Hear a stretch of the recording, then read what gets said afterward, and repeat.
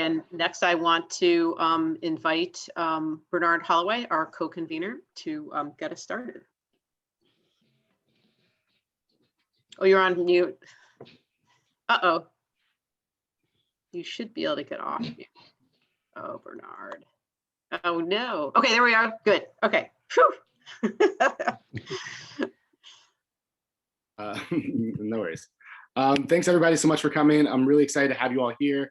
I'm Bernard Holloway. I'm along with Cheryl Court. I'm working with the Coalition for Smarter Growth to help kind of put together Rise Prince George's, which is our attempt to convene a set of multi-issue, multi-constituency stakeholders that are fighting for an affordable housing, smart growth, and transit-oriented development future. And part of that is we wanted to get started by kind of having a conversation about housing, given how much housing, both in terms of housing cost, housing stability, and housing production has been a real conversation ever since the start of the COVID-19 pandemic. We thought there'd be no better way to kind of get this group of like advocates and thought leaders in Prince George's started and convened to have this conversation than to really ground it in this conversation about housing.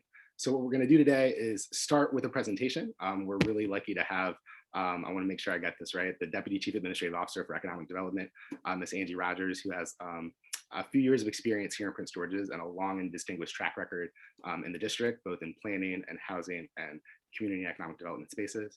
And she's going to come and kind of give us some framing words about housing vision for all in the county. And then our other panelist is Scott Nordheimer, who has spent, as he just said in his intro remarks to us, has spent about 50 years working and interacting with folks all over Prince George's County, and is celebrating that golden anniversary and is doing a lot of amazing development work down at the New Carrollton Metro Station with Urban Atlantic. And so with that, Cheryl, I don't know if there's anything else you wanted to add, but with that, I was going to turn it over to Angie to get things started. Yeah, and just say that we're doing this in two parts. The first hour is sort of the discussion on economic development and affordable housing, and the second part is sort of like a group building exercise for those who want to stay to talk about putting together Rise Prince George's. Angie? Good evening. Thank you, Cheryl, Bernard. Thank you guys for inviting me to speak. This is really exciting to be with a group of like-minded individuals who are concerned about affordable housing in the county. So as I said, I'm the Deputy Chief Administrative Officer for Economic Development for Prince George's County. I lead a cluster of 10 agencies that span everything from affordable housing to business development to planning.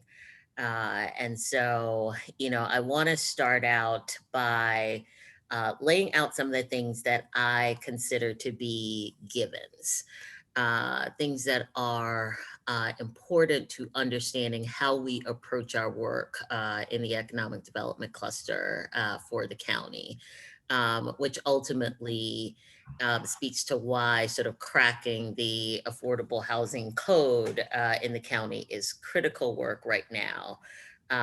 Even and especially while we still have a lot of naturally occurring affordable housing. We have been in the process of developing some clear economic development goals for the county. And those goals mean that we are looking to grow. We are looking to grow both businesses, we are looking to grow people. First, we want to be where the region lives and works. We already know that the county is a great place to live in the region. It must be because there's an seemingly insatiable appetite for constructing new housing in the county, and that's never been stronger, even as we come through the pandemic. But we've realized that in order to build a sustainable economy, in order to build great neighborhoods, we need to be more than just a bedroom community for DC. We need to be a dynamic place that supports growing industry, that supports retail, that supports growing amenities.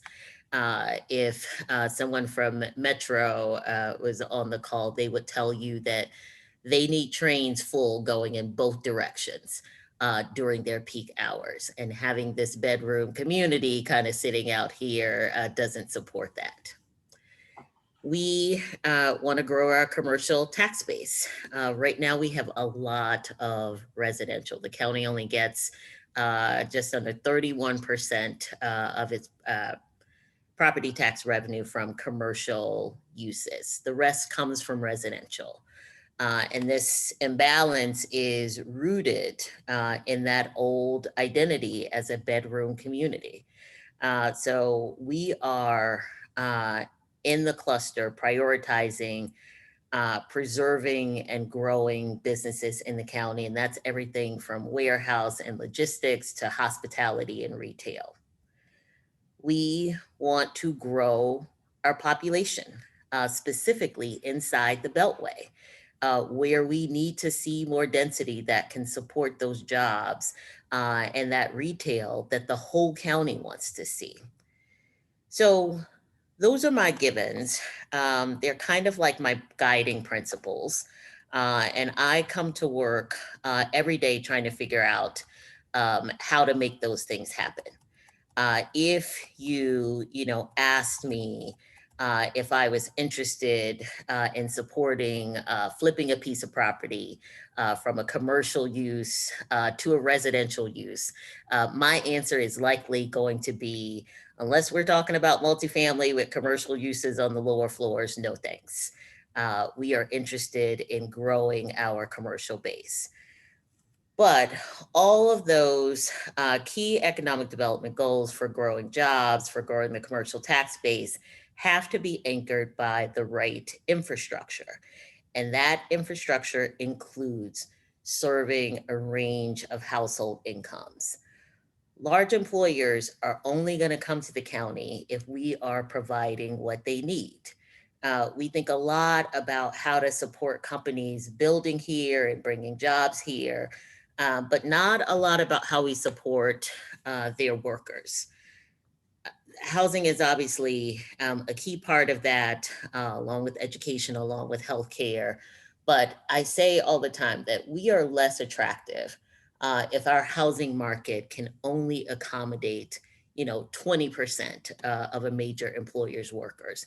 If the rest of those workers have to commute from somewhere else, then that company might as well build somewhere else too.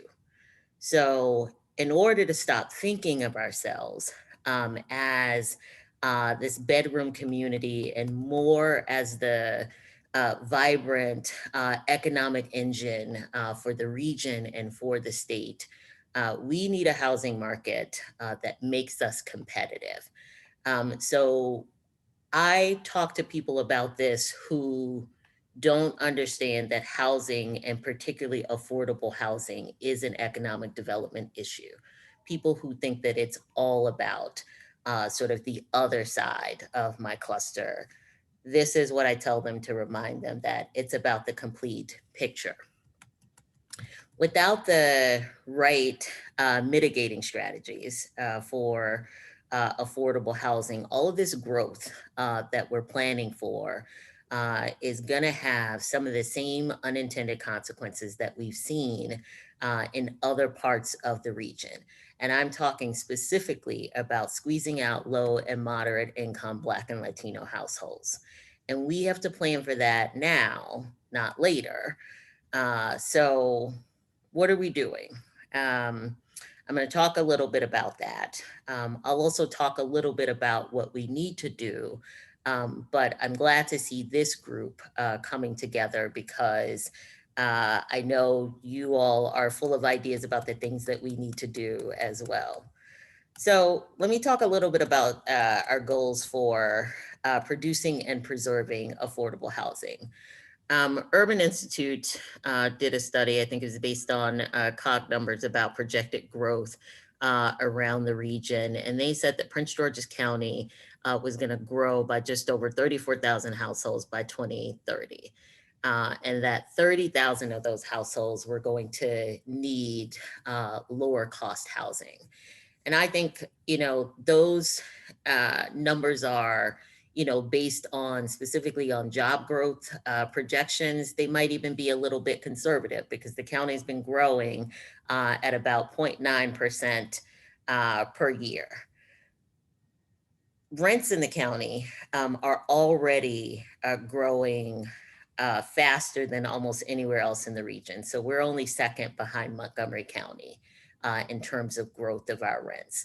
So this growing demand is telling us that we need to focus on this now before it becomes a much more expensive problem.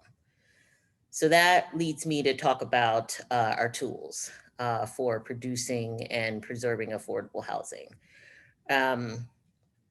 We know a lot already about what a good affordable housing toolbox for a jurisdiction looks like, and how we can serve households at different income levels and different levels of need. There's some good roadmaps out there about that. And I think in Prince George's County, we've got to continue to insist on the right toolbox. So we have some tools in place already that are thankfully finally getting some attention and growing. We've got our Housing Investment Trust Fund, which has been fairly small to date, but the Prince George's County Council took a really great step earlier this year to create a dedicated source of revenue for the trust fund beginning in 2023, so that we can, start to have some predictability around funding that would be available for affordable housing production and preservation. We, of course, have our housing pilot that lots of projects use. We had a right of first refusal program on the books, or law on the books, but no real program to start implementing it until late last year. And so our Department of Housing and Community Development has done a lot of work to make sure that we're able to start exercising that right. So essentially, anytime a building that's more than 20, multifamily building, more than 20 units goes for sale in the county has the right of first refusal on that. And we are now using a bench of development partners to help us exercise that right. We also have tax increment financing that we use on these projects. All of those are good tools. They're tools that need to be more robust. There's also tools that we need.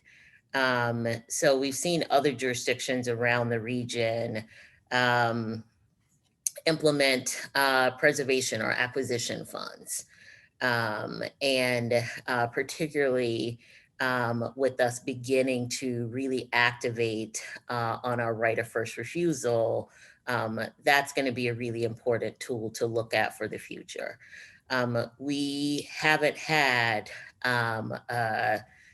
standard locally funded emergency rental assistance program.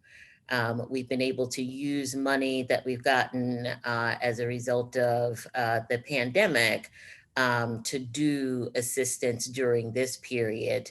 But, I would consider a rental assistance program to be a cornerstone of an affordable housing toolkit for any jurisdiction. And we don't have that on a regular basis, notwithstanding this COVID money. Public land disposition. The Coalition for Smarter Growth is really involved in this in DC.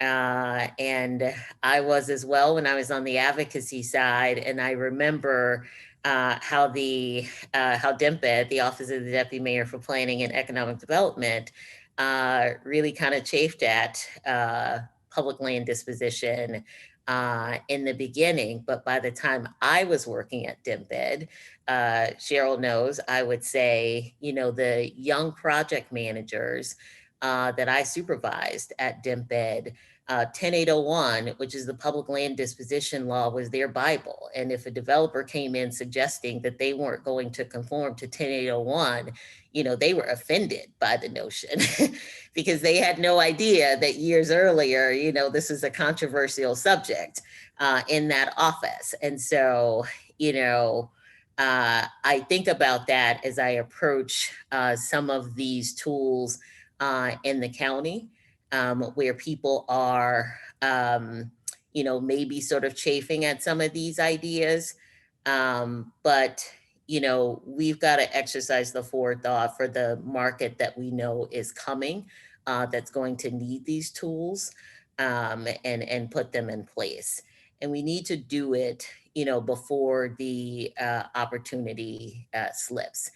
Part of what we've also seen in some other jurisdictions, is that if you wait too long, then affordability comes at a really high premium, and sometimes too high, for, the jurisdiction, higher than they think that they can absorb. We are still at a point, where a $20 million a year, sort of reliably going into a trust fund can make a difference. I want to end by, just talking about a little bit of the goals and strategies around diversifying housing types. So basically building more multifamily inside the Beltway, which I think is going to help some of those other goals. So, we've got our major transit-oriented development areas. Scott is responsible for a huge portion of one of them at New Carrollton. We've got our Blue Line corridor, which is Capitol Heights, all the way out to Largo, Purple Line, Suitland, College Park, all of these areas where there are active development efforts going on in areas where we can influence diversifying the stock and also using it as an opportunity to produce and preserve affordable housing. In the past, we have really focused our affordable multifamily on senior housing. So definitely in the future, we want to sort of break out of that. Certainly there's still a demand for senior, but there's demand for other types of multifamily housing as well, multifamily affordable housing.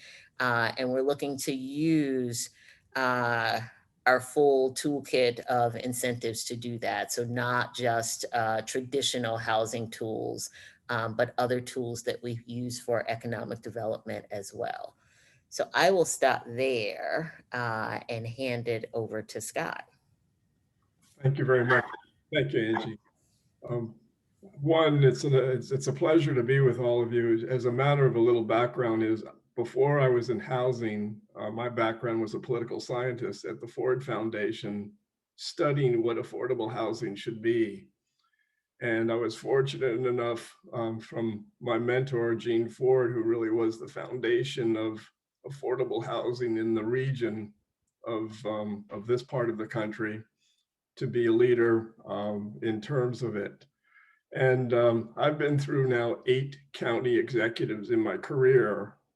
And one of the things that's amazing is where we stand today. When I started in Prince George's County, I was bucking an old boys white network who did not want anything that's called equity. That wasn't a word. And today we have a leader in the county that equity is part of what she's about.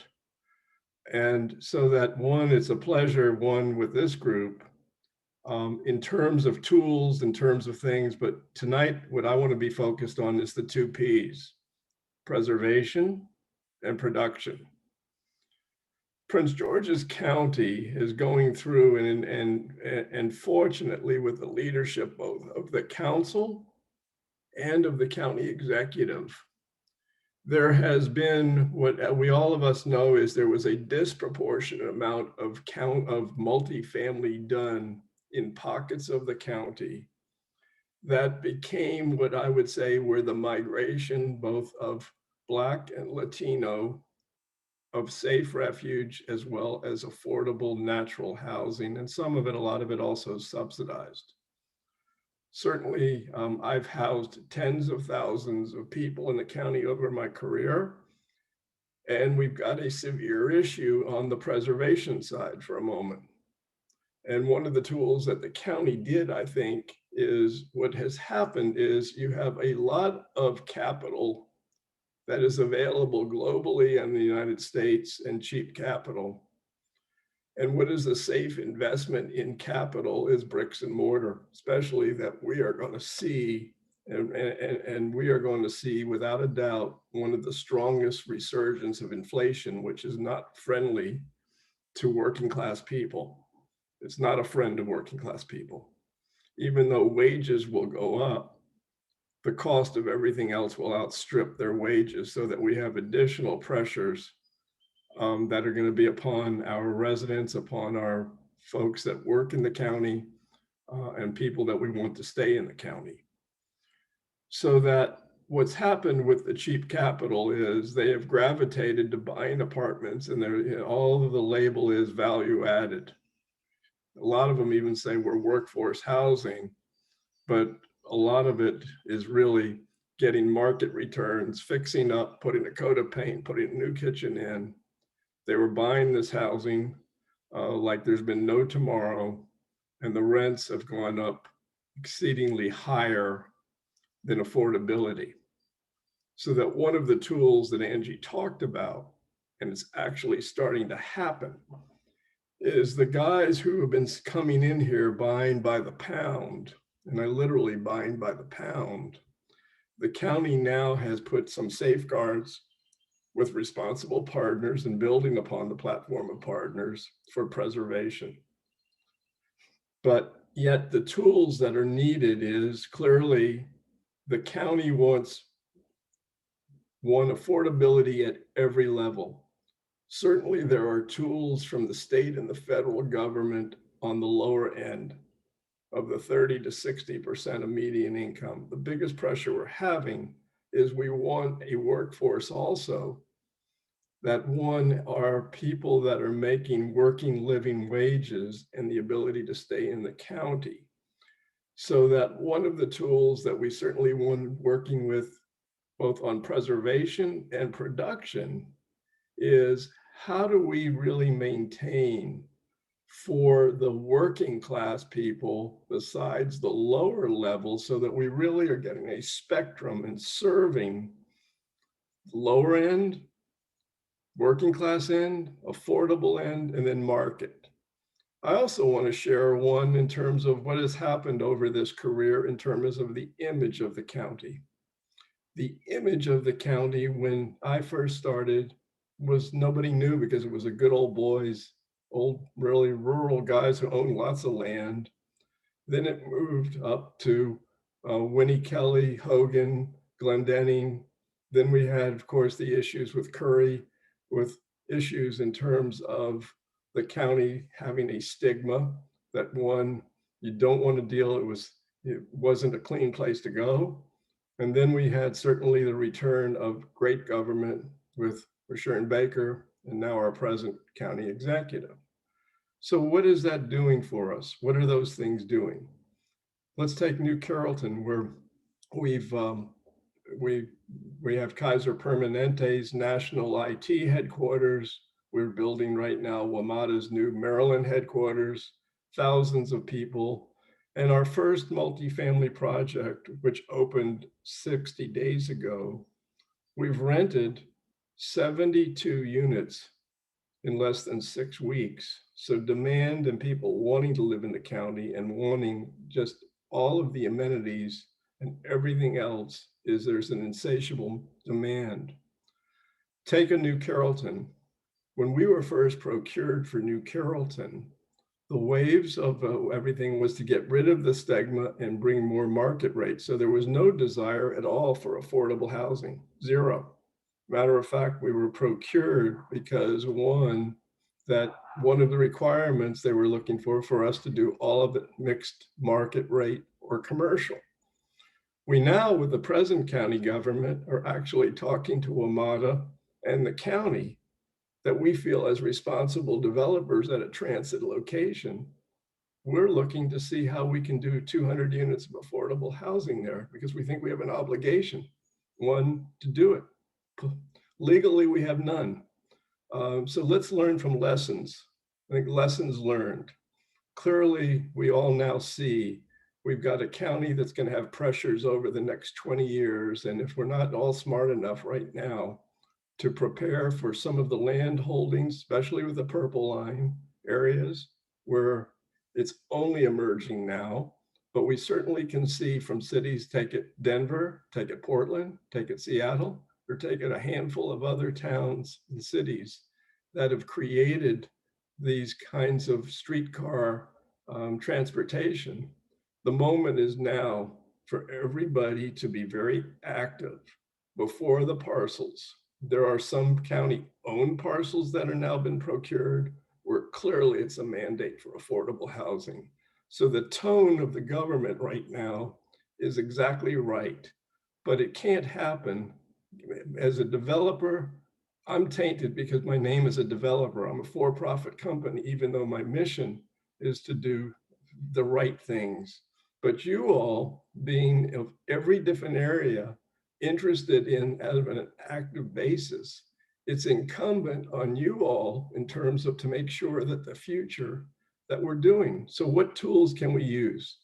Certainly, we're doing something that's brand new, one of the first in the country, and we hope to do it also in Prince George's County. Took us 3 years in the District of Columbia as a pilot, but it's a national pilot. And what is it? The county has been committed, and we have a large amount of residents in the county that are senior and even becoming senior. And clearly we have a responsibility of taking care of our seniors. Generally, in affordable senior housing, the subsidies are for housing, but not services, so that you have a disconnect.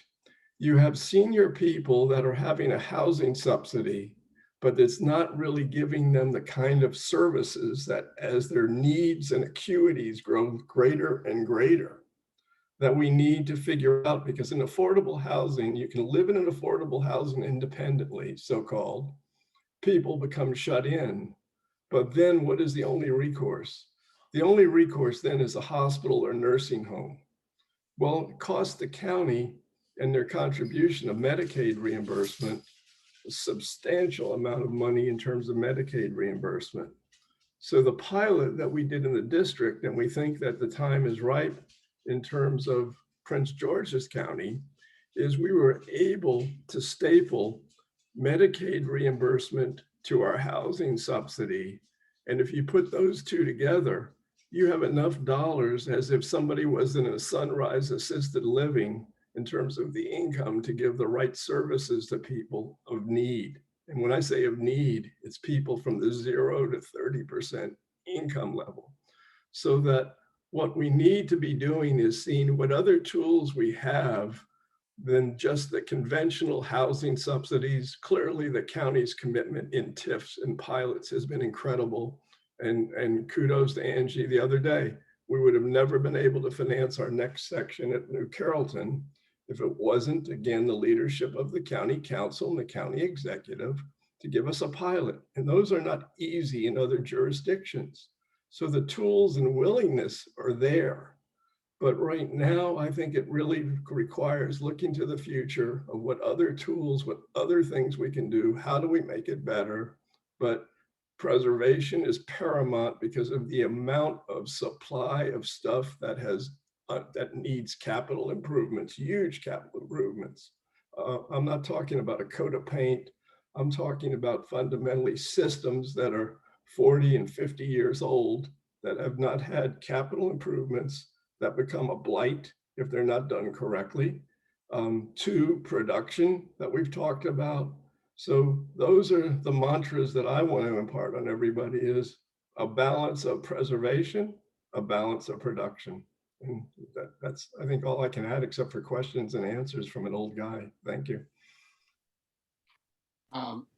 Thanks, Scott. I actually wanted to start, like, what we're going to do is, like, I had a few opening questions for both you and Angie, and then we're going to kind of fold in some of the questions from everyone in the group. But like, I actually, since you were just kind of talking about New Carrollton, And I know Councilmember Glaros just hopped on and joined us.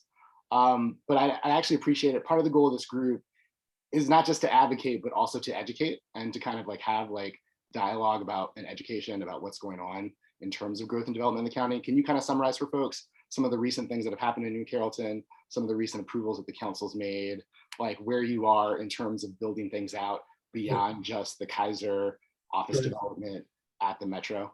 Sure. One, the property was initially both the state of Maryland's property and WMATA's property. That was approximately 50 acres. And the councilwoman, let me shout out to you, because this project would have never, you've been through just about everything with us from day one on this thing. So and if you can add to anything, please do, because sometimes I just forget. But clearly the project has 2.5 million square feet was it initially conceptualized of development to be both mixed commercial, retail, and residential. We were very fortunate, again, that we were able to get both Kaiser Permanente to make a large commitment of leasing for 15 years for an employee base at the time pre-COVID to be around 1,200 people. Huge commitment, because the average salary of those individuals is $80,000 plus. And they were all, these 1,200 were scattered between Montgomery County, Alexandria, Prince George's County. So that that 1,200 units became the anchor, 1,200 employees became the anchor, because we knew that it would create not even just for New Carrollton, but people would relocate from further jurisdictions of the commute to Prince George's County. So that was one very, very positive anchor.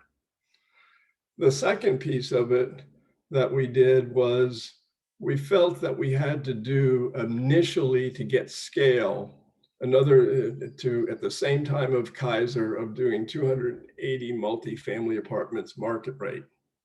Wasn't easy, because we were just coming through what I would say coming out of the stigma of the old image of Prince George's County, and getting capital was not the easiest thing in the world at that point in time. Largo was beginning to attract capital. New Carrollton, which really had been a parking lot and a destination for transportation, really was not viewed. At the same time, our company has been one of the largest in the United States in a program called New Market Tax Credits, which attracts banks, same for commercial capital, as much like low-income housing tax credit capital. And we were able to bring our own capital to build, with the county's help and WMATA's help, to build the garage that serviced Kaiser, plus would service the first apartments. So the anchor was set between Kaiser, the garage, and the first apartment building, which was just recently completed. We then, when WMATA felt they were going to sell their headquarters building, we went to WMATA and we said, we will give up the economic benefit of owning an asset, because developers is one thing is you get fees that sort of keep the lights on, but owning assets is really where the value for a developer is. We felt from a strategy, it was very important, and we went to WMATA and we said, we're going to do something very different. We would like to bid for your headquarters, and one, we will just do it as a development fee, but we won't own it and you will own it. Well, we won the bid, but what it did is it's bringing 1,500 employees. We did not do that from an eleemosynary basis, because at the same time, we're building the second multifamily building.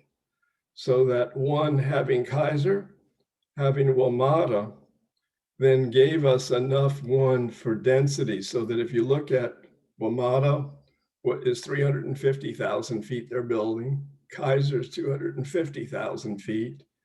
first apartment building's 300,000 feet, the second one 300,000 feet. So we're almost to 1 million square feet that's emerging to really get scale. The biggest challenge we've had at the project has been clearly with COVID also, but even pre-COVID, the world of retail was changing dramatically. And part and parcel to the project that's important is we still need and are working on it. But I would say the biggest challenge we've had with the project has been attracting restaurants, attracting retail. So what are we doing in the second building, which we're learning lessons as the world of retail is changing, is we've created work live along the street so that instead of just where there would have been a lot of retail, there's now the ability of economic development for little shopsteaders, but also they live with the unit, work with the unit, so that if it's somebody that may be doing something as a sole proprietor, that's what this country was started with, was sort of live work. So we were adapting even at New Carrollton to adapt to a changing world. That doesn't mean we're not going to find the right restaurants, because we're beginning to get, even coming out of COVID, very interested parties for that. But again, we needed to get, how do we get life on the streets? The second part of it is that we've been working with the county, both at the council level and at the executive level, is that we think New Carrollton really it's the greatest destination part in the region. It has Purple Line, it has MARC, it has Metro, it has Amtrak, it has a great road network. So what are we doing? We're right now working hard, all of us are working hard with the new executive administration and the new leadership in Washington to try and really get a new transit station that will be a mark that would really creates a sense of additional place. So to us, where is our effort going right now? Our effort is going out to really seeing how do we get the best looking, the best transit system that we've got, and how do we create the connectivity at New Carrollton. The other interesting thing going on is, as Angie said, trains go both ways. Well, Virginia has their regional rail system. MARC is the Maryland regional system. The legislature of both Virginia and Maryland, and I think this is important for all of us, from affordable housing as well as economic development.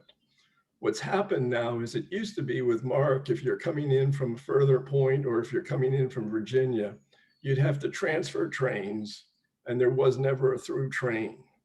Well, now the legislation is moving and has moved in this last legislature, that in fact, that the reality is that there will be a through train, with New Carrollton being, and Prince George's County being, one of the major stops of a through train that will go into Virginia. So you got people from Virginia that may want to be working in Maryland. You got people in Maryland that may be working, but most important, how do we house these people? We house them hopefully at our transit stations. So we also have then another 1 million feet. The other thing that recently has happened, and I think Peter Shapiro's on this call, which is really another brilliant commitment that both WMATA and the county have done. There was an obsolete garage that was getting on in many years old and needed major capital improvements. And Cheryl's not going to like this, because Cheryl and I have met really in terms of another smart transit station years ago. But one of the pressures is that WMATA, which sounds weird, they need parking for their employees, where there needs to be more parking, hopefully not a lot, because parking is going to change over our lifetime. But what's happened is the county and WMATA got together that the obsolete garage is being torn down, and that all of the kiss and ride and all of the buses and all of the parking now will be in the replacement garage. So what does that do? It freed up concrete right in front of the rail stations, which was the most prime real estate, is where there was kiss and ride parking going on, buses parking, and all of that now moves into this new garage. So what does that do? It frees up development for additional 500,000 square feet. And hopefully, again, as I was saying earlier, is we certainly are working with everybody to try and bring some affordable housing besides the market rate. Well, with more square footage, WMATA can still get their same land values, and we can sort of cross-subsidize with affordable housing, which we would have not been able to do if the density didn't increase. So that's a brief overview of things that have gone on, what's going on, but also as a strategy for other stations, that this is a lesson learned for all of us. No, thank you so much, Scott. I really appreciate that. And part of what you did in kind of offering that background about things that have happened at New Carrollton is actually a really good pivot into the other county stakeholder that joined us that I wanted to acknowledge and just offer as kind of a pivot for our conversation a little bit, which is to welcome Councilwoman Danielle Glaros, who you kind of referenced, who represents part of that area in New Carrollton, and was a part of some of the recent development decisions around some of the future of like next steps in the New Carrollton Metro Station that you just mentioned. But I wanted to like welcome Councilwoman Glaros to chat with our group here in Rice Prince George's. She's going to deliver some greetings and chat with us, but I also wanted to give her a charge because it relates to something that maybe Angie can speak to as well, maybe from like a different hat that she sits in. But I wanted to say from Councilwoman Glaros, we've been talking about housing throughout this conversation, Scott in the New Carrollton context and Angie overall. And I think something a lot of people in our group and across the county wonder about is our decision makers, both elected officials and just like community leaders, civic association, neighborhood association leaders, ready for the county to make serious priorities and investments of local money in affordable housing? Is that no longer a dirty word or a thing to talk about here in Prince George's? And if not, why not? That's a good question. So I'll start off by just saying, hi, everyone. My apologies for being a little late. Technology has not been my friend today. I think my laptop needs to go into a computer tech world for a few fixes. So my apologies, I'm being a little bit late. And I'll just start off by thanking Angie and her new director, Aspasia Expolia, for just, I think, some phenomenal leadership here in Prince George's County around affordable housing and really ensuring that housing is part of our economic development, that we don't think of housing as sort of a separate item, that it's really part of our economic development approach. And it's been exciting to work at New Carrollton and lots more to come as we sort of create a great mixed income community in that area. For folks who don't know, New Carrollton in general, we have a lot of housing and a lot of that actually is less than our county median income. So we are definitely looking to bring in both affordable, but also market rate as well over at New Carrollton. Going to Bernard's question, which I think is a really good question. I mean, it's been a real honor to be on this county council and work with some of my colleagues like Derek Leon Davis and Todd Turner and Denny Tavares and Calvin Hawkins and recently and Mel Franklin, who really have pushed forward on thinking about housing in Prince George's County. For folks who know, we hired Enterprise several years ago to do some background work to put together a report called Housing Opportunities for All, and I'll pop that in the chat box. And now I co-chair a group with my co-chair, Director Expolia, to really move forward on those recommendations. And a lot of that is around workforce housing. And I'm looking forward to doing some goal setting. And I know the County Execs Administration is interested in that as well. I think there's a lot of council members who get the workforce housing and affordable housing component. But I would be lying to you if I said that that is the case for every one of my council members. I definitely have some of my colleagues who are not as strong or proponents, and are not necessarily thinking of housing as part of our economic development strategy and policy in Prince George's County. Yes, there's still work to be done, and definitely continue your advocacy around workforce housing and affordable housing. But with that said, I do feel like there's been a sea change. I'm proud to be part of the group of council members who really work to create, I think, some strong enabling environment here to really sort of start shifting us into a real dialogue around workforce and affordable housing. Thank you, Councilwoman Gleros. And just on that point, I'm somebody that can speak from personal experience. Part of my work in terms of connecting with the Coalition for Smarter Growth, included being a junior county government staffer, talking dreamily about the possibility of having an affordable housing production trust fund. And I wanted to thank Councilwoman Gleros and some of the people that she talked about, because they made that a reality. And so, just Yeah, offering credit where credit is due. no, I appreciate that. And I credit this administration also for the partnership. And for folks who don't know, we did establish a permanent funding mechanism for our housing trust fund. It will not go into effect till next year, but the fact that we're setting a permanent amount of money aside is a big step forward and a huge step forward for Prince George's. And we couldn't do it unless we were doing it together. So really proud to work with this administration. And Angie, I didn't want to speak over you, but wanted to offer you a chance to jump in and offer some next steps. Yeah, I was just going to say that, sort of on this point about sort of whether affordable housing is whether it's still a dirty word or a dirty term in the county. I came to it, and I know the team that I've been bringing on in my cluster, we don't talk about it in that way at all, like dirty or not dirty. It just is. And, we talk about sort of normalizing things in lots of different, lanes these days. And I kind of think that's important for us to talk about it as something that just is. It is part of the work that we do.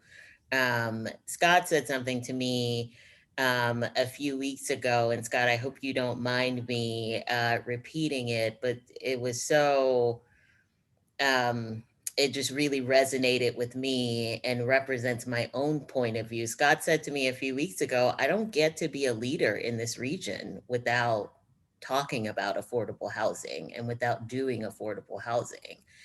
And that's the way that I've approached my career, my life's work as well.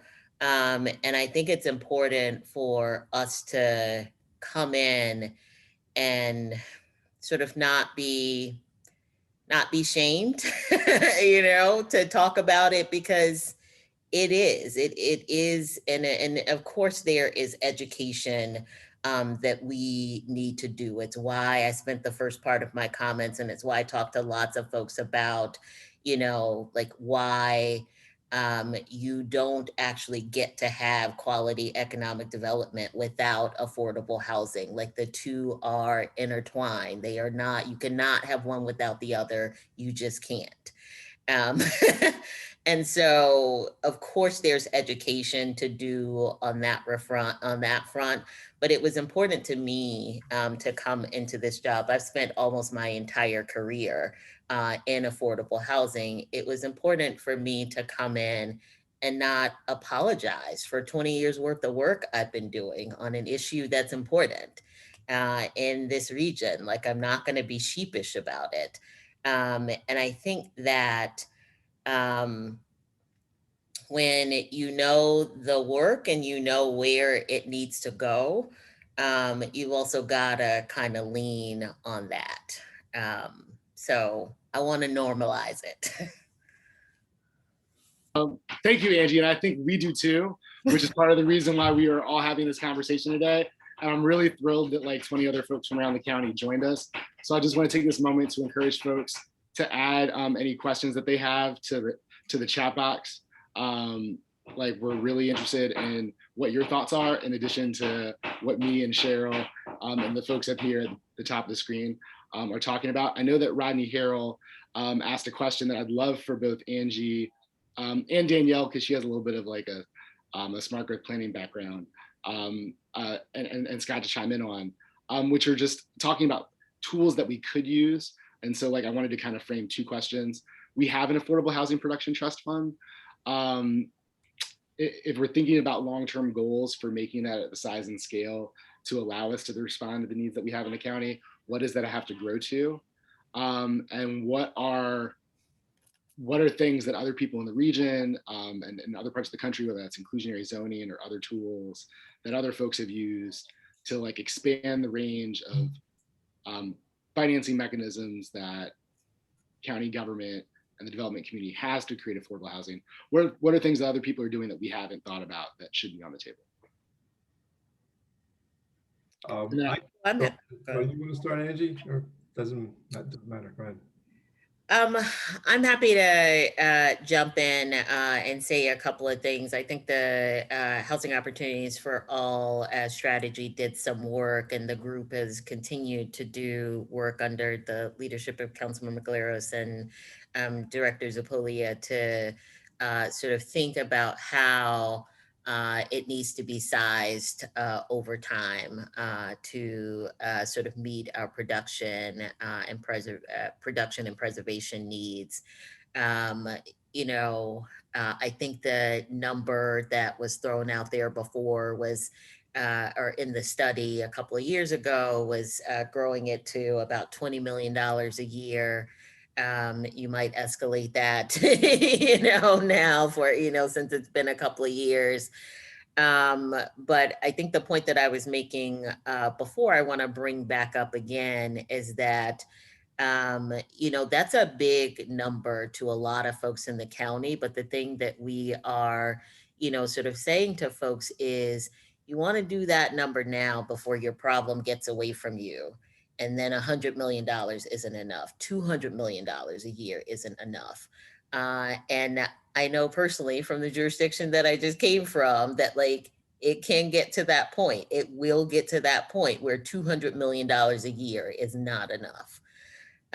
So I think sort of, you know, starting to grow it now when we can have some impact is important.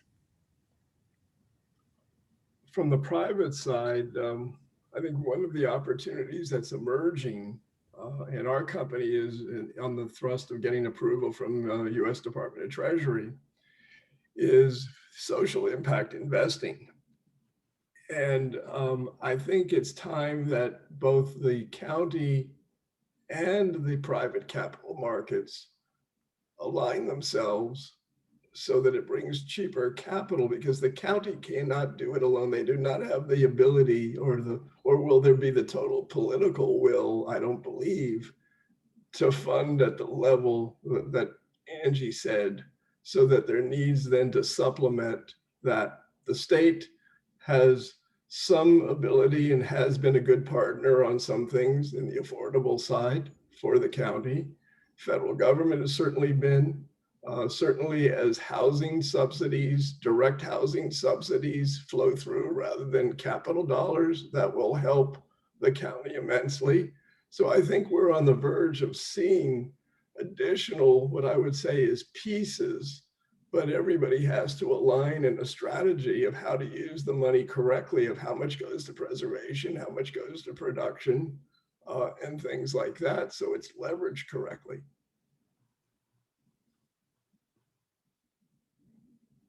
You know, I'm going to go ahead and just unmute everyone. We don't need to be on lockdown because I think everybody's good here.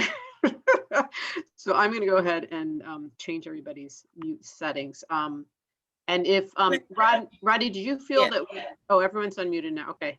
Yeah. Roddy, do you feel like you'd gotten your question addressed? I was going to speak to one more part of that, because I remembered that I think somewhere in the question was also something about tools like inclusionary zoning. And I can't remember if Councilmember McGlaros touched on this, but part of the work that Enterprise Community Partners did for us was sort of looking at tools like that, essentially to, you know, determine if the county was ready for them.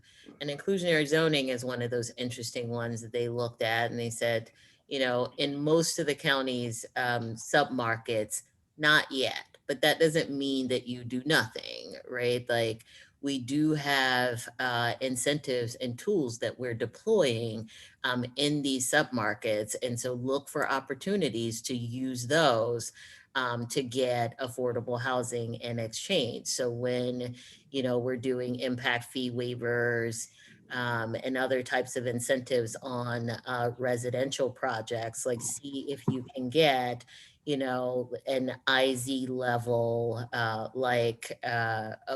of level of affordability on those projects. And so, that's going to require, a shift in expectation for most of the developers that we're working with. But those are the kinds of things that, they've told us we need to be looking at, and I wholeheartedly want to be looking at making that shift. Thank you, Angie. And no, and like Cheryl said, I definitely wanted to open up the floor to like other folks and other questions. I know that Stanford Fraser had a question about community land trusts, which might be like a good place to pick up. Like Angie, especially as somebody who's worked in the district and other places, like where have you seen this work, and what do you think are some of the obstacles or barriers as to why this hasn't gotten traction here in the county yet? I am a year and some months in, and in that year and some months, there's been a study on land trust that's been started. I think it's not done, not quite done yet. But let me say this, it, I think, can be another valuable tool. It also requires other resources often than the land. And so that is, I think, not only going to be a barrier in the county or a thing to sort of plan for and overcome, but it's a barrier in other places too. We are often trying to, use land trust to reach, lower levels of affordability. We're not trying to use a land trust, necessarily to, provide housing for people between 80 and 120 percent of AMI. We're trying to reach lower levels of affordability, and that takes resources in addition to the land. So I think that's going to be our challenge here once we're ready to implement. So if I could step back a level, part of, and by the way, I'm Rodney Harrell. I'm on the CSG Champions Council. I'm Largo Town Center resident and member of the development board. And during the day, I lead AARP's work on housing across the country. And so I think there's clearly a playbook of housing policies, but that's out there and things that we could adopt. But part of the crux of my original question was, what are the blocks that we have now? And I think we had kind of a good walk through some of the history of the county and approach to affordable housing options. And we've had bans on townhouses and the like over at different types of housing over certain years. We've kind of referenced the fact that some of the council members might not be on board. What I'm trying to get at is the perhaps tougher question of what are the steps that get us to a place where we get more of the policies passed, more or less, or more things implemented. Is it resistance from developers? I know there's some council members that aren't in favor now. Is it that we need to really work on the citizen groups and the like? I'm very curious at our panelists what they think the big blocks are that we can start to tackle. Well, so how many years did it take, Danielle, in terms of what you, in terms of legislation with the housing trust, from the time the study started to you actually getting the enactment? What was that 3-year period of time? Yeah, I mean, we actually were prepared to do the legislation on the Housing Trust Fund in March last year. In fact, it would have been on the agenda, but that was our last meeting in person because there was a pandemic. And so we pushed it back a whole year. But I think Rodney's question is a really great question. I'm not an official panelist, so I was sort of holding back on responding, but since Scott named me, I think it's a great question. I mean, maybe one way I would answer it is for those who haven't been following the Housing Opportunities for All work group, which is really working to enact the housing strategy that was put together. I put the link in the chat box. You can go to sort of all of our meetings and sort of background pieces, but every year that group is sort of signs off on a report, and it's in essence a bunch of recommendations in terms of the next set of things that they think the county government, the county council, county executive should be focused on. So year one was heavily focused on sort of 4, I would say, things that came up a lot. So one was on community land trust. What about moving that policy forward? What about moving inclusionary zoning forward? What about moving the housing investment trust fund forward? And then the 4th one was getting right of first refusal operating here in Prince George's County. So that was year one. And actually, I mean, we could give you status updates on all of those, but feel free to listen into our HOFA meeting next week. We have a lot of people who join us in addition to official committee members to listen in. And then this year 2, which is actually the report that was just delivered to the county council and county executive, as you may imagine, we were very focused in the midst of the pandemic, but also really took on tenant rights and sort of what do we need to do here in Prince George's County to create a better environment for our tenants and our renters. We actually do not have really great infrastructure in place or policies in place. So our second report is heavily focused on that. Stay tuned for where we go this year with the HOFA work group. But I do think we are starting to see impacts and making changes. And once again, I just credit actually everyone. It's all of us together, right? It's the county council members, it's the county executives leadership, which frankly has been phenomenal on this topic and focus. It's having great new leadership over at Department of Housing and Community Development. It's having developers who want to be at the table. It's having banks who want to finance.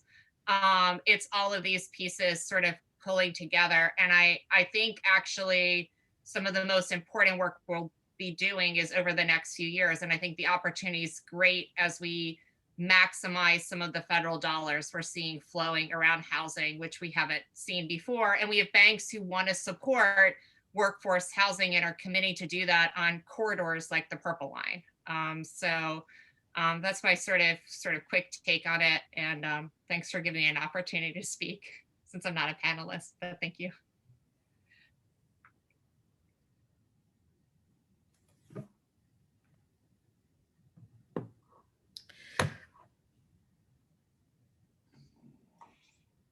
Feel free to hop in, Angie. Don't be shy. I think that the thing that I want to say to Rodney's question is, and I think Councilmember Galeros was kind of getting at this, but I want to give her and a few of her colleagues kudos for really being in the trenches on this issue for a long time when no one else wanted to prioritize it. No one else wanted to pay attention to it. And I think that is part of the, why are we here, at this moment? What the barrier is that we're really just getting started. Because they were toiling away for a long time, kind of, and nobody else was prioritizing it. And finally, cross our fingers, there is a bit of a sea change, that's allowed some of that work to see the light of day, to start, being implemented, to get real resources put behind it. I think it is precarious though, right? Like and I spend my time talking to a lot of different kinds of folks, right? Because my cluster has 10 agencies that do a lot of different things. I see how it's all related, but the people who, sort of work in this lane on the private side don't always see how it's all related.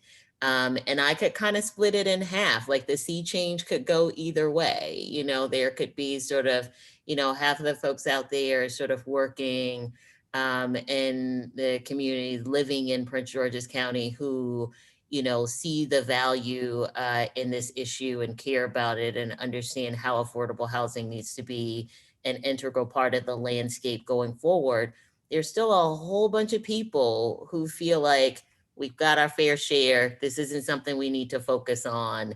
And so I think, like we're seeing some really great progress, but we are going to have to be diligent about it because I do kind of feel like the sea change could, like it could go the other way. So just in answer to your question, right, I think we haven't seen the progress is because while the rest of the region was focused on sort of building tools to combat some of these problems, and some of them even like too late, but now they've still been at it for 10 15 years and we're just starting. I mean, clearly one of the other things also that go hand in hand is the services and making sure that we're linking the right services with the needs, with where we're doing the affordable and all of that. So that the strategy is not just the housing or as you know, Rodney, in terms of it. So I think that's another subject matter for another night that goes hand in hand with these issues. Which means we need a whole lot more Mhm. affordable housing in the Blue Line corridor with all those health and human services facilities in Largo and Capitol Heights. That's my free shout out for Angie.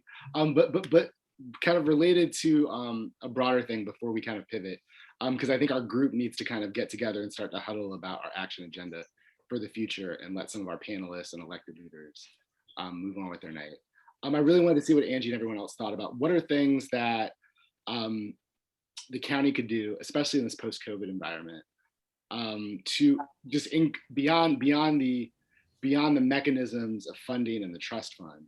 What can we do to increase the pace and production of housing overall in the county? I think there's like questions that people have had both in this group and others about how long we can continue to develop lots of traditional suburban single-family style development out into like the foreseeable horizon.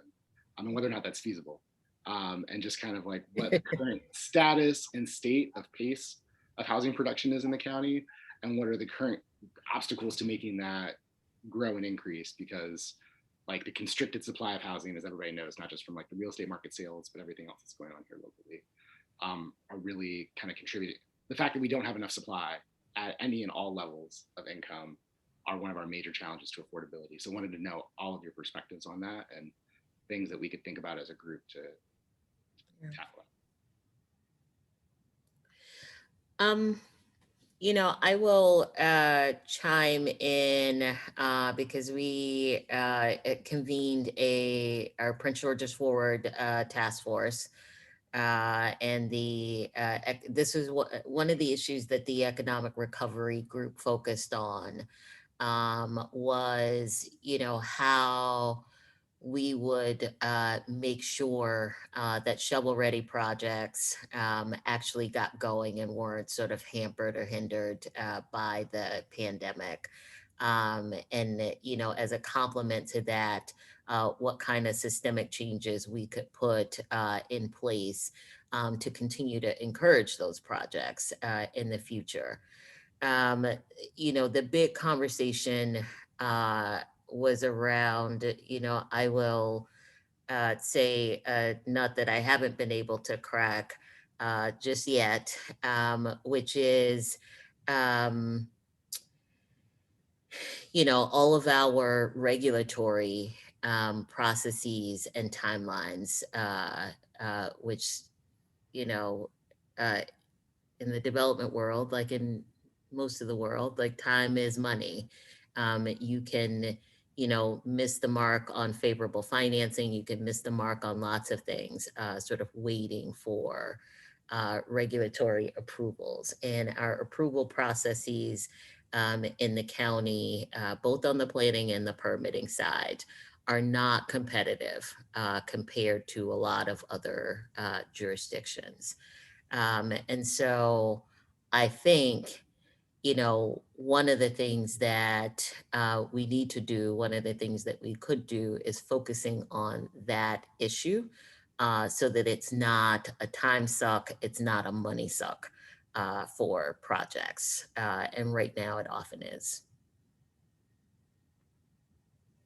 That's not a sexy answer, but it is a real answer. A lot of developers spend a lot of time talking to me about it. No, I appreciate that. Our group is a smart growth and real estate and planning oriented group.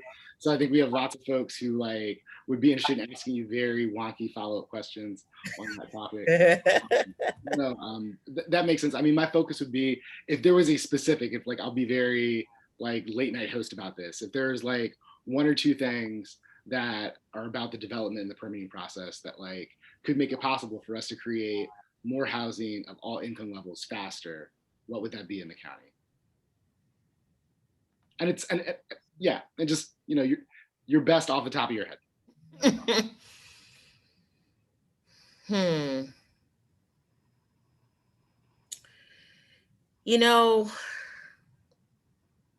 Bernard, since we got such a mixed group here,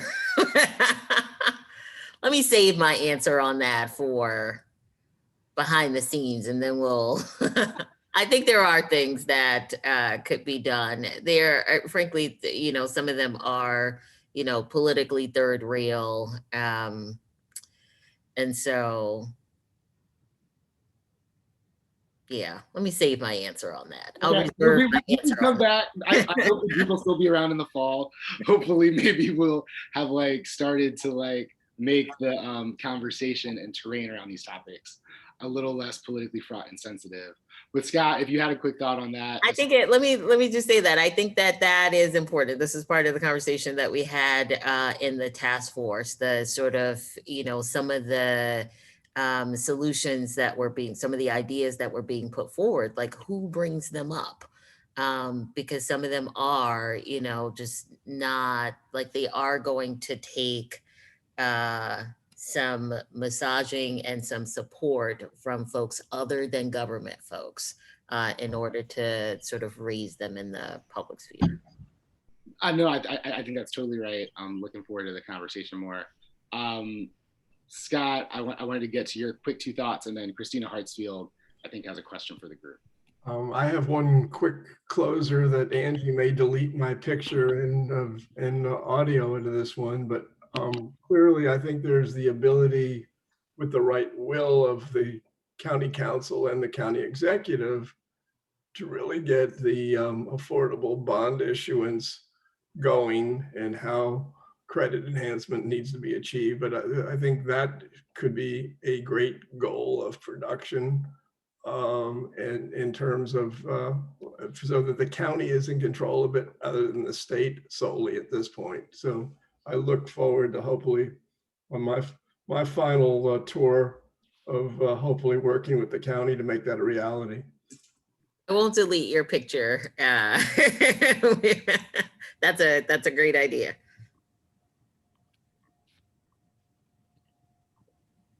Thank you all so much. Christina? Hi, good evening, everyone. I'm Christina Hartsfield, and I work for the planning department in the placemaking section. And I guess my question to you, Angie, you mentioned that you speak to a lot of developers and they say that, there are some hurdles in the permitting process. My question is whether those hurdles are more with residential development or commercial development? Both. Okay. Yep. Okay. I have other thoughts. I'm just trying to. No. I mean, Christina, feel free to follow up. I kind of had a similar follow-up thread based on something that Angie said earlier. But no, we're having this in order to have a public conversation. I know sometimes folks wear multiple hats here in the county. That's not a problem. I want to note that Maxine Gross asked a question in the chat that I think we can probably address, which is, and Maxine, you want to ask it yourself, or do you want to read your chat? Be my guest. Okay, she's asked about accessory dwelling units, right? Other models for homeowners, other ways to increase, housing that might be less expensive, more affordable. And also to look at ways to rethink some of the density in some of the older communities, and maybe even look towards schemes that would put the ability to create affordable housing in the hands of the homeowners, rather than simply supporting developers in making affordable housing.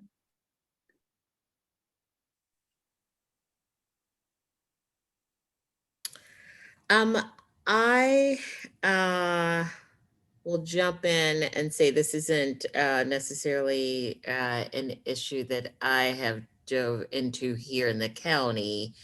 Although I think the Housing Opportunities for All work group has looked at this a fair bit. I don't know if any of my county folks on the call will correct me. I think at least the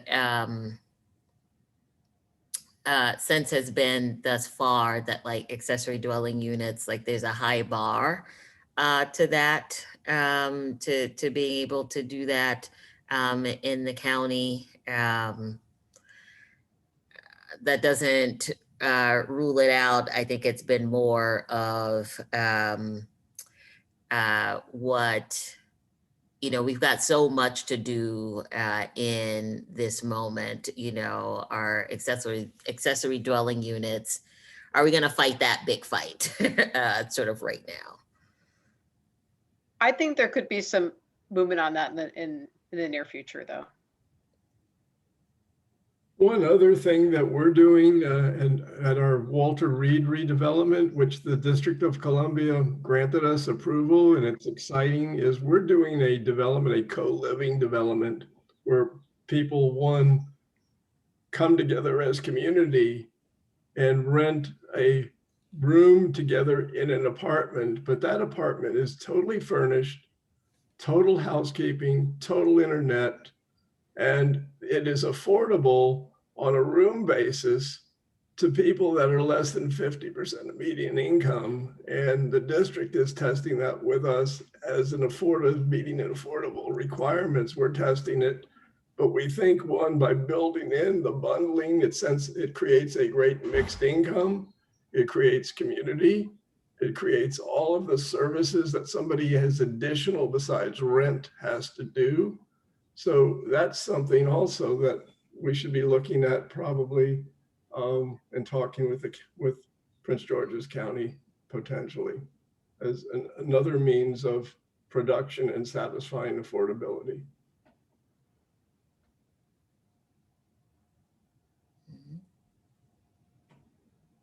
So there's lots of tools. All we have to do is we've got a creative members of council. We've got a creative county exec and an executive staff. So I think the could not be a better environment for this group that's meeting tonight to test all of us to really get creative and do things. Thanks, Scott. Yeah, hey, this is Peter. If I could say a quick one on that, and I'm not putting my camera on because I'm literally in my pajamas. So. Only Peter Shapiro. Yeah. Are you still at work then, Peter? Yeah, yes. Since I work from home, I'm still at work. Yes. All right, that's what I was asking you. So at the risk of sucking up to my boss on this one, to be clear, the county executive doesn't select Angie Rodgers to be the Deputy Chief Administrative Officer for Economic Development unless she's looking at a new approach to affordable housing, because Angie has been pretty clear that that is part of her DNA. And so what she's brought to the cluster is she has all of us looking at this through the lens of our agencies and our resources. And it's exciting and it's fun and it's different. It is certainly a sea change. So this conversation is motivating to me. It's fascinating. And I just want you all to be hopeful, energized, and stick with it. Well, Peter, I'm going to take that as an invitation that you'll want to come back and join us for a future conversation about placemaking, as I think there are some things that like both Scott and Kyle Reeder and a few other folks on the call right now could contribute to that conversation as well. Happy to, absolutely. With that, I just wanted to take a moment to offer, are there any last questions for our panelists? And thank you, Maxine, so much for your question. That was really, truly helpful. I wanted to pivot to offer a chance for Cheryl and I to offer some closing comments for the group and for our panelists to kind of move on with their evenings, so we can just let everybody know kind of where we're at and what we're trying to accomplish during the rest of 2021 as we get this fabulous gang of advocates together to push for a sustainable housing, transportation, and transit-oriented and walkable future in Prince George's. I just want to thank Angie and thanks Scott for joining us. And we want to come back to you and talk to you more about this stuff as we sort of get things going. You give us a lot of good thoughts, and we want to figure out how we're going to put together the right strategy to advocate for all that Prince George's really can be in terms of offering great quality housing for people at all incomes. Thank you for including Angie and I this evening with this great group. So we wait to return and want to make sure we're answering good and bad questions and being very transparent so that you all can think and be correct of how you approach things. Thank you very much. Thank you. I have a question for Scott. This is Yes. Christina. For the development that you say you were doing in DC with the co-living environment or that development, what would have made that type of development feasible at New Carrollton? I believe it will be feasible as we prove it out now. Co-living has been in different forms over the years. This isn't brand new. It's really how we have committed to certain income levels with market in there by room, so that as we test it, I believe it will be a natural, affordable that we can do as another component at New Carrollton. The good news at New Carrollton is we have multiple yet components to go, but more important, and why the county and Wilmot are interested besides what we're doing, there are great land holdings for redevelopment around New Carrollton. So all we are is really a catalyst for even a greater effort that will happen much larger, even though it's a large development we're doing, so that there's the opportunity that I think it will work in Prince George's County perfectly. We're testing it. And the good news is you don't have to be a pioneer. You can follow and then be successful, or we learn from what we've done. And so I think we will bring it to Prince George's County because if we don't, somebody else is. I mean, it's a natural.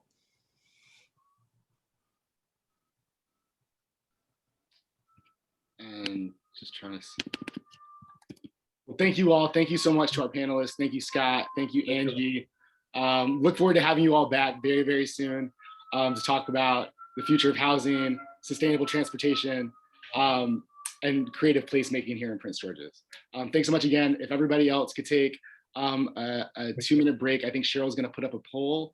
If you need to grab a water or take a quick bathroom break, Cheryl and I are going to do a quick PowerPoint presentation to kind of rehash what the group have been talking about when we met pre-COVID, and talk a little bit about next steps for the rest of the summer and fall. Cheryl, do you want to? Okay, so the poll is about the mission statement, so it's kind of the next thing. I thought you were going to do something like I fun. will tell you, Zoom polling is very hard to manage. That is my experience. It's very challenging. Okay. Is this something that you can like put up on the screen since that's slide number 2. I do, yeah, but are we ready for the mission statement poll? Like I just say maybe like you can like hold it up and we can get started at 8:35. I just wanted to get Okay. some and a power cord. That's I'll all. put out the PowerPoint. How about that? Thank you. Here it is.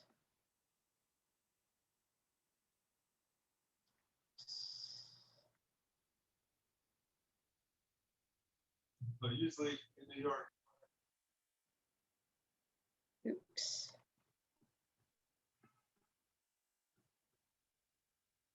Okay.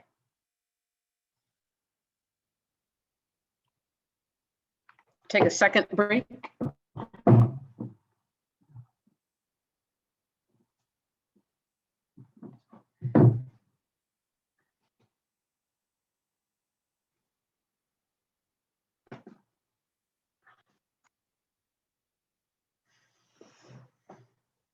I'll try to do the poll for the people who are. Oops.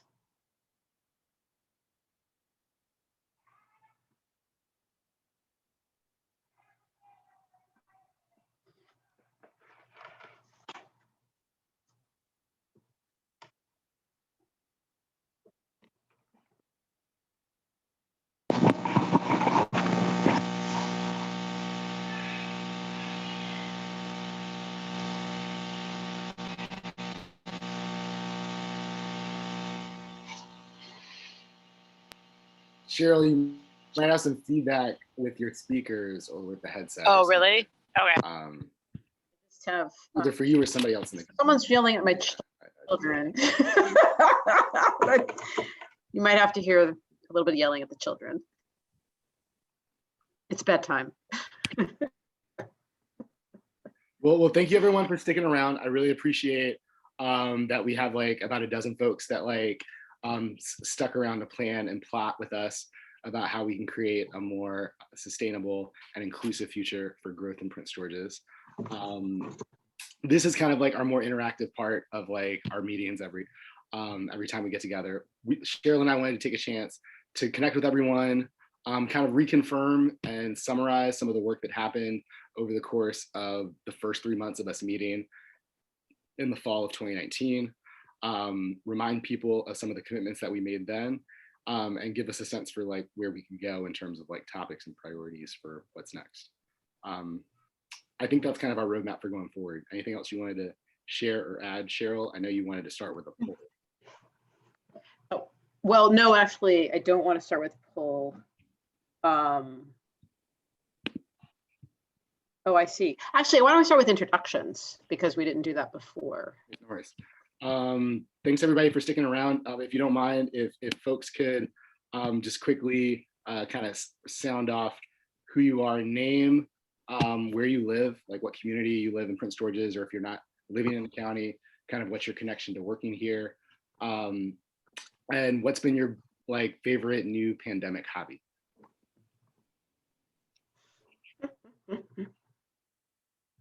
And I will start this in no particular order. I'm just like literally reading from bottom to top. Can we start with Wendy?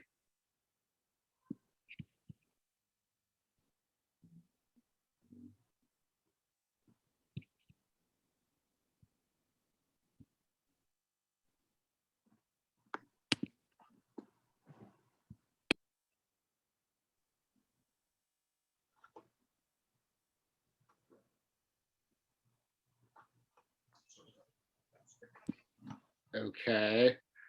This is what makes Zoom fun. I'm gonna go next. Stanford. Yeah. Like, say hi to folks. I put it in the chat, but I'll do it quickly. Stanford, Largo, studying Spanish again. And I would note, I just want to put in a vote there that I'm actually against recording Zoom call meetings, but that's just my personal vote. Thank you, Stanford. Helpful. Like we like aren't going to necessarily make that like a typical practice, but we wanted to do it for this first one. So especially for some of this overview stuff, as we do some outreach to kind of build our group and create some momentum going into the summer and fall, I didn't want to have to like rehash like the entire opening conversation for people. So we kind of figured it would be like a good place to start, but like we'll be mindful of that moving forward. Thank you. Ms. Gross, do you mind hopping in next? If I can get the cursor to cooperate. Hi, I'm Maxine Gross. I live in the Lakeland community of College Park. And my hobby has become the restorative justice movement for the community of Lakeland. Thank you, Ms. Gross. And like, I got to get to know her because she did a really great presentation with some Coalition for Smarter Growth partners from the Purple Line Transit Corridor Coalition, and would love for you to share more about some of this Lakeland work as we get deeper into building Rise Prince George's. Thank you. Ms. Taylor? Hi, my name is Linda Taylor. I'm a longtime Prince George's resident. I live in Landover, Maryland. And I'm basically here because I have children and grandchildren. And I want the county to be wonderful for them. Thank you. Kyle and then Mayor Tabori. Hey, good evening, everyone. I apologize, I'm out on my bike, but this is Kyle Reeder. I live in Capitol Heights. I'm a lifelong resident of Prince George's County. I don't think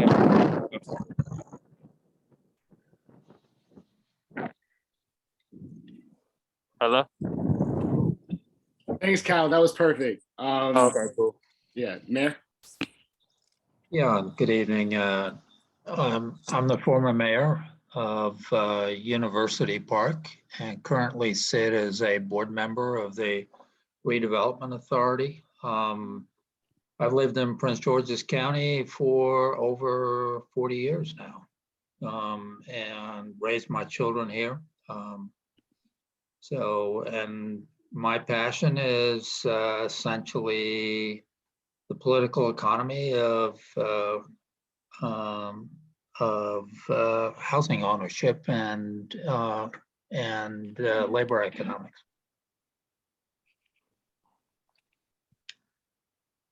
Thank you. And Cheryl, did you want to share a little something? Well, I don't have a very high-minded pandemic hobby, but I actually became really into cutting my own hair, except I'm really bad at it.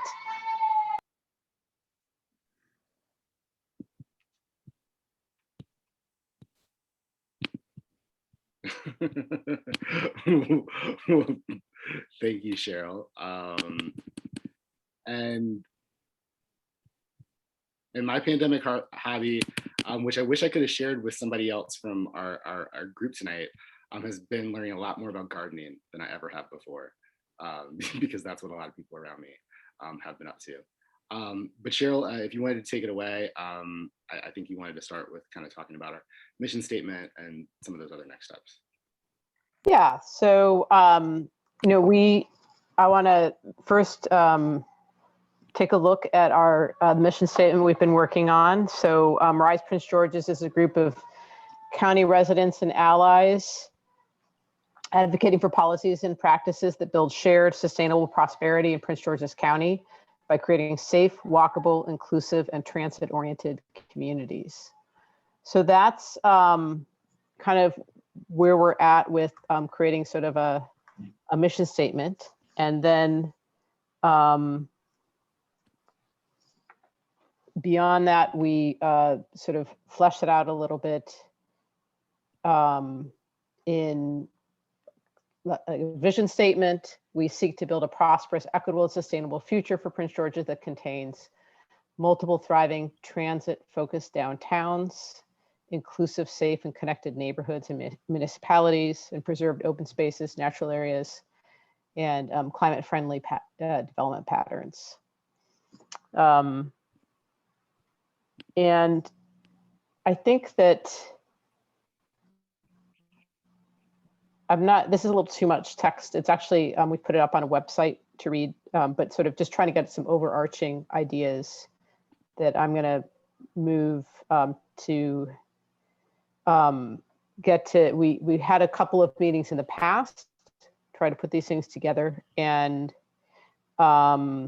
at our November meeting. I just wanted to kind of reflect back to the group, some of the stuff we talked about, which is a little bit more about problem statement and some of the challenges of sprawling development and congestion, the need to focus on creating sustainable and affordable communities.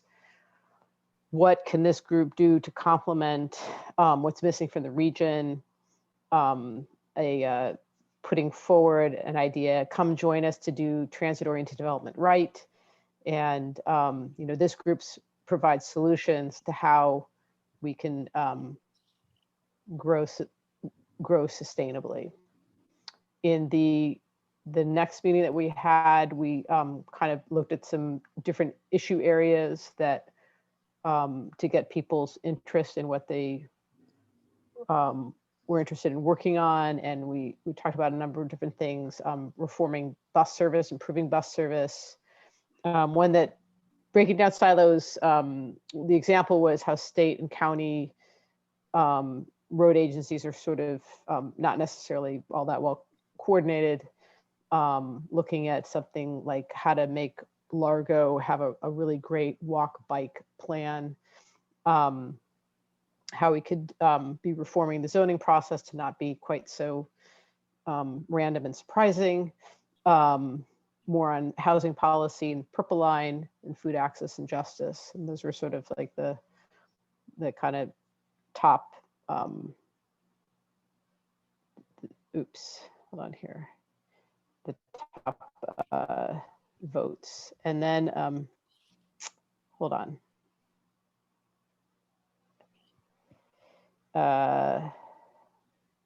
Okay, so policy themes. And Cheryl, actually, before we Yeah. kind of like got too far into this, just wanted to stop and kind of say, wanted to take the temperature of the room. Does everything that we kind of shared seem familiar to folks? Any questions about what Cheryl just kind of went over about how we got to this point in time?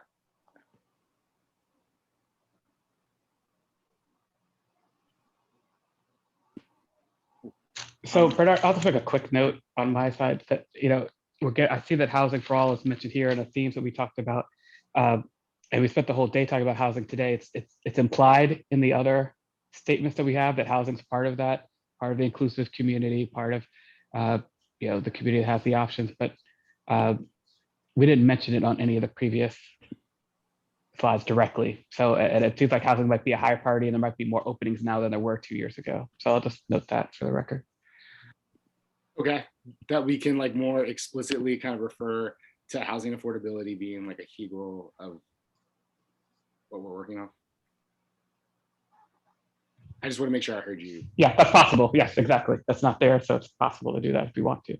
So I agree with that. And, Bernard has been kind of pushing forward on that as well. And I think that we are really changing. That's why you see it here on sort of like looking at some top policy themes. But are there any other responses to what I presented?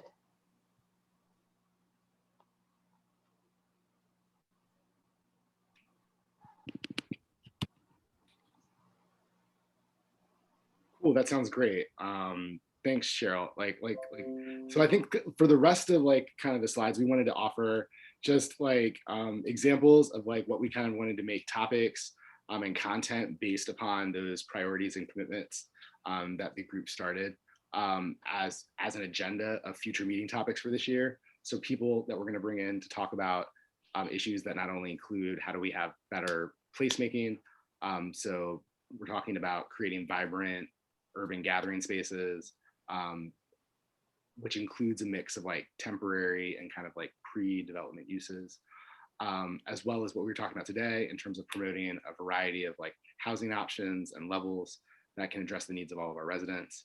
And a third theme kind of developed around focusing on both safer streets, improved streetscaping, and multimodal uses in the county, as well as just like better buses in terms of both like services, service alignment, and amenities. And that's kind of like led to Cheryl and I and kind of planning for the reboot of this group to think of potential initiatives that this group would work on. We don't exactly want to call them campaigns, but like they're kind of like the seeds of what could be kind of mini campaigns that this coalition works on and makes as a focus that it presents to both legislators and other stakeholders to get progress on these issues. Cheryl, did you want to?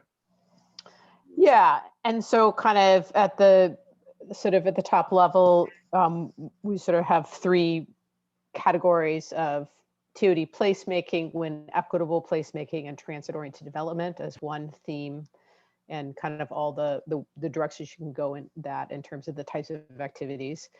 Housing for all, when land use and housing policy changes that sustainably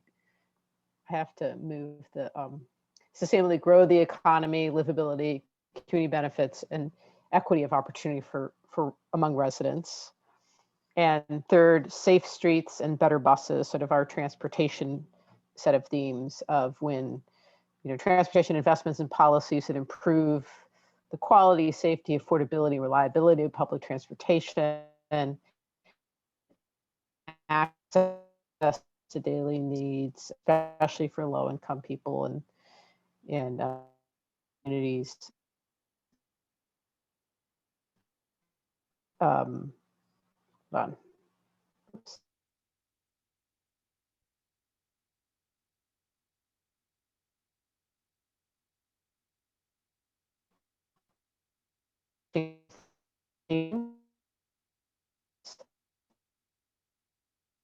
And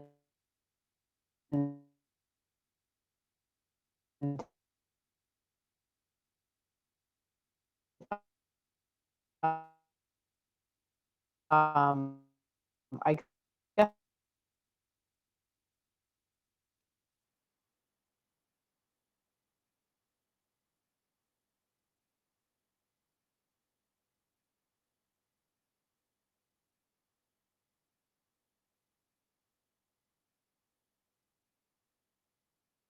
Everyone, I think we just lost Cheryl there. Does anybody have a clear sense for where she kind of like left off before she cut out on people?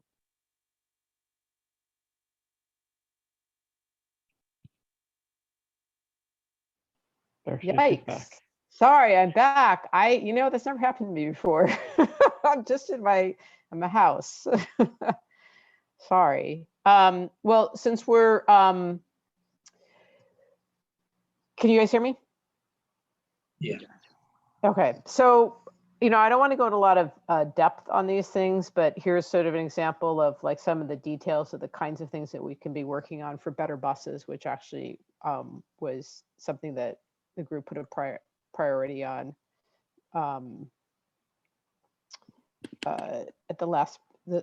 the meeting we had before. And the county has a plan for improving bus service, but I don't think it's getting a lot of attention. It needs more money. There's sort of a lot of opportunity to be a constituency for something that gets very little attention, basically, from decision makers. People who ride the bus tend to be some of the lowest income people moving around in our society, and could really use some advocates, basically. So I think there's a lot of opportunity for improving Prince George's investment in bus service. Safe streets, walkable places, TOD placemaking. There's tremendous opportunity to both in terms of safe streets. Prince George's has a very sad record on pedestrian fatalities. And so there's a lot of work to be done there. And, the more we look at how we design our communities and we design our streets, we just really recognize that they're designed for speeding vehicles rather than for all users safely getting around. So that certainly is a challenge and an opportunity. And, there are some really great work being done on like the Central Avenue Connector Trail. So there's some really positive things going on in the county too that need more support, and supporting transit-oriented downtowns with great placemaking and safe walkable streets. There's this is sort of all put together, the opportunity for making a place safe and more equitable and more accessible and vibrant and economically contributing more to the county's strength and tax base. And so, I actually love to, follow up more on what's going on in Largo Town Center with the Carillion development and learn more about what's going on there and how we can really make sure that we do it right. It seems like it's a very big opportunity. So I wanted to, Cheryl, I was just going to say. I think, okay, so I'm going to try to do, yeah. I was just going to say, since we're getting close to 9 o'clock, and I know we had some technical issues time around, let's maybe not worry about the PowerPoint for right now, but what we can do is we're going to send out some follow-ups that includes a link to a survey later on this week that we're going to need everybody to fill out. That'll include an opportunity for people to respond to different elements of the potential campaigns that we talked about.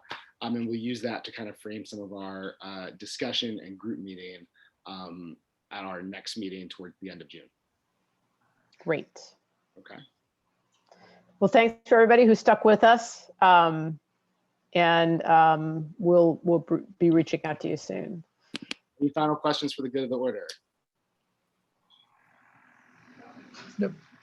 Well, I'll just ping one thing that Cheryl just brought up that, by the way, the Largo development, one of the other things that's changed in the last year and a half is that retail has shifted so much with COVID and all that, and that development has really, the hospital's been built, but the commercial side is really, halted.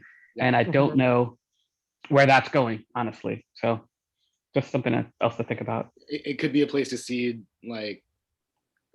more housing, but also I think part of the question from a placemaking standpoint that I think this group can address from a long-term standpoint is what's a capital investment that could be made at the hospital? Is it a park? Is it some other kind of use that might be something that could attract more of the commercial and retail that was promised, but maybe undermined given the new economic realities post-COVID? That's a good question to tackle. I agree. Yeah. Well, it'd be interesting to talk to them about that. So thank you, Ronnie, for both the intelligence and the discussion point for the future. Stanford, Linda, Maxine, Mayor Tabori. Maxine. Thanks for joining us.